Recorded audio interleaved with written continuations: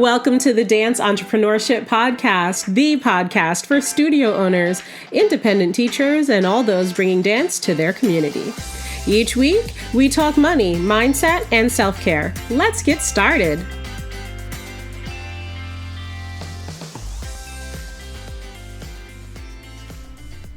Hello there, dance entrepreneurs. Today, I wanted to talk to you about what it means to limit yourself with your thoughts.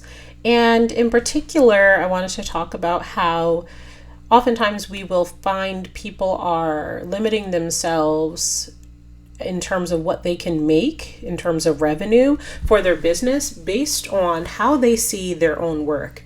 So what I mean by that is that people feel that they are working so hard and so much, and they know what they're making in revenue based on the work that they're doing. So let's say, for example, they're making $300,000. They're working really hard. They're busy all the time. They don't have a lot of free time to themselves. And when someone kind of indicates that maybe they need to make more money or, more profit, the thought will come to mind that they can't make any more money because they can't work anymore. And so what happens then is that their outlook is limiting. If you say, I can't work anymore, therefore I can't make any more money, it means that you're not open to the possibilities of what it looks like to either change your pricing structure, change your offerings, change what you're doing. And it gets you into this space where there's no way out, right? Like if the thought is, I put in so much, I'm exhausted, I can't work anymore to make any more money, then you can't find a way out of that. But now if you change your thoughts and you change your outlook, that whatever money is generated in your business is not directly tied to how many hours you put in, you see that there's possibilities. Now, for some people, this is mind-blowing that someone would talk about this. For others of you, you've probably heard about thought work and everything, but I felt like it was important to mention because eventually you will get to a point in your business where it is not a direct correlation with how many hours you put in and how much revenue your business makes. You see, as the owner or the CEO of your business, your time spent in business is not the only way that you make revenue, because you have instructors, you have faculty, you have staff, you have people in customer service, you have other people who are generating revenue for the business, and it's not just you. But again, if you're in that mindset of, I can't work anymore because I'm exhausted, therefore I can't make money, it removes the possibility that other people are making money for your business.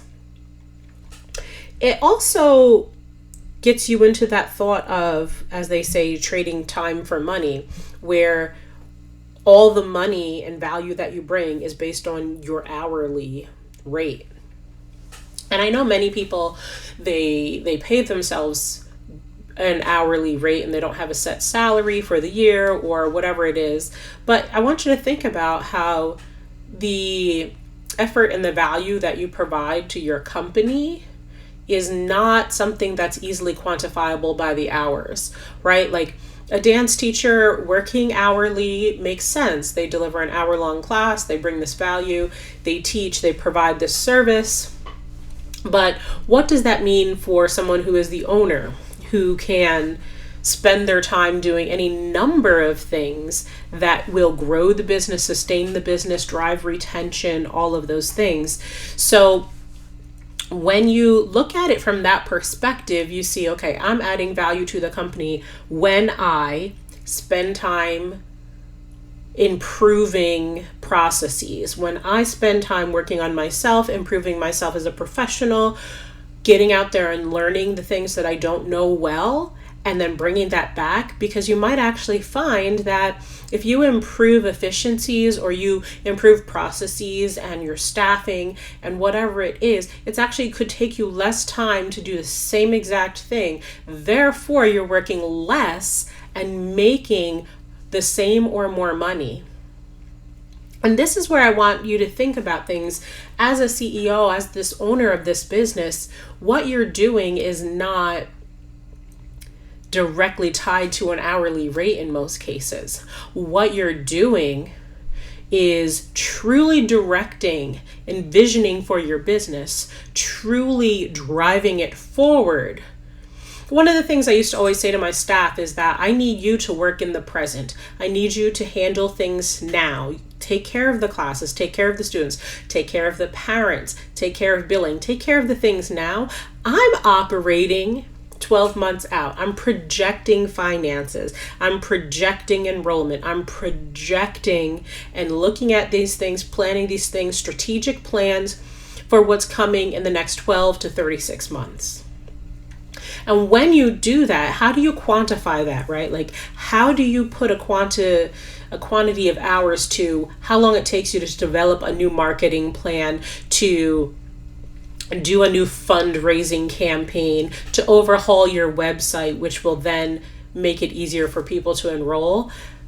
That's hard to tie to an hour. And that's why it's about the value of what you're doing, not a direct correlation of your hours. And for that reason, I say that you're limiting yourself when you say, I can't work anymore, therefore I can't make any more money. It would be impossible for me to make an extra 10K because I can't work anymore. But that's just not true. One of the things that is a frequent hang-up of ours when it comes to making money is we operate from this space of, I need money. What do I have to do to go get money? And then we get the money, we spend it, and then we're right back at the same spot. I need money, I have to go get money, then you spend the money and right back again. What can you do to avoid this cycle? Because it's painful, right? It's so painful. I talk to so many of us, like the summer months are like, oh my gosh, I need money, I play catch up to get money, I scramble, I run ads, I create a promotion, I do a discount, I do all these things because I need money right now. And then you get the money and you spend it and you're right back in the same place. How do you break that cycle? How do you break that cycle when you don't feel inspired to create? You don't feel inspired to create a combo, a promo, unique offering. You don't feel inspired to do that. And so if you don't do that thing, does that actually mean your business isn't going to make any money, that things are going to go to a standstill? In most cases, no. In most cases, if you decide not to rush out and figure something out and scramble to make money, or you don't rush and create a discount because the classes aren't filling, or you don't go out and rush and offer something for free that you normally charge for because you're just trying to get people in the door. If you don't do that, does that necessarily mean that you're going to close up and not be in business anymore? No. So often we're operating out of this place of scarcity around time and money that we don't even make wise decisions in the process. It's so important that we really take time to figure out, where are these things coming from? What are we doing? Why are we in this place? And how do we stop ourselves from coming back to this place again and again and again?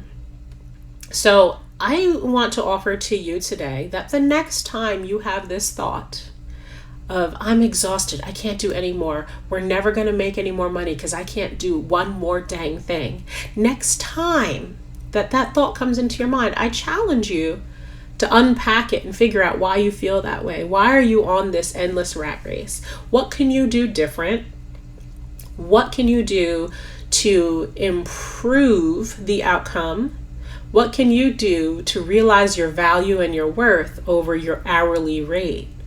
And when you do that, what does that mean about what you do and how you spend your time? Are you in fact using your time in your business to do things that an hourly person should be doing? Or are you doing truly the work of a CEO? Take time to examine this. For me, it was kind of eye-opening. One of the things I love to do is work customer service, like be at the front desk, talk to the parents, all the things. But I realized that by me doing that, it was taking time away from other important tasks that had to be done. When I delegated and let that go to someone else, it freed my mind, my days, my mornings to work on other things that will help drive the business forward, to look at the future, to look at the data points, to look at where we're going, what are the trends, and then make real informed decisions. I invite you to give it a try. Think differently this time. Now, I do want to mention I am doing another free studio owner online event. It's going to be October 8th, and it is called Fix My Finances. We're going to not only look at budgeting and studio cash management, we're going to really unpack our relationship with money. This should be an eye-opening experience that will really help you grow. And the reason why I'm so passionate about doing this with other studio owners is because I was in the same position that led me to want something like this. I have these same issues. I've had these same things going on. And it wasn't until I made a shift and made a change that I was able to understand what was happening better, to understand my relationship with money was really what was influencing my own studio's finances. So I invite you to join me. Visit my website. It's gingerhaithcox.com/events. Sign up for Fix My Finances. It is a free program. I know that will help so many of us. And if you would like an extra deep dive, there is an optional paid VIP experience that you can join me for $47 and get even more out of it. But whatever it is, wherever you're at, know that you can often find ways to overcome these limiting beliefs. You have the power within yourself to make a change, and absolutely positively, you can make more money without necessarily putting in more time, effort, and working yourself to death to exhaustion. There is a better way. I wish you all the best. Take care. Hey there, this is Ginger. Thanks for listening to this week's episode. If you loved it, subscribe so you never miss an episode. And please share it with a friend and leave us a 5-star review so more people can discover the show. Resources can be found at gingerhaithcox.com, and you can find me on Instagram at haithcoxbiz.